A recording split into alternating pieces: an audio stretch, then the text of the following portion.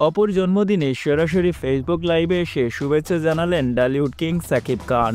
এই বিষয়টা ছিল সবার কাছে একদম আনএক্সপেক্টেড, কারণ কেউ জানতো না শাকিব এমন কিছু করতে যাচ্ছেন।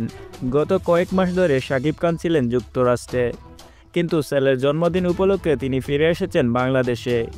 দেশে ফিরেই ব্যস্ত হয়ে পড়েছেন নতুন সিনেমার কাজে, তবুও ভুলে যাননি অপুর বিশেষ দিনটাকে।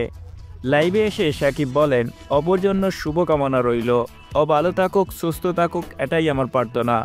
তার এই বার্তা মুহূর্তেই ছড়িয়ে পড়ে সোশ্যাল মিডিয়ায়। ভক্তরা ভরিয়ে দেন মন্তব্যের বন্যায়। অনেকে বলছেন এটা হয়তো শাকিব অপুর সম্পর্কে নতুন এক অধ্যায়ের সূচনা হতে পারে, তবে বিষয়টি নিয়ে এখনও কেউ আনুষ্ঠানিকভাবে কিছু জানাননি। সব মিলিয়ে শাকিব খানের এই অপ্রত্যাশিত লাইভ শুভেচ্ছা এখন টলিউড আলোচনার কেন্দ্রবিন্দু।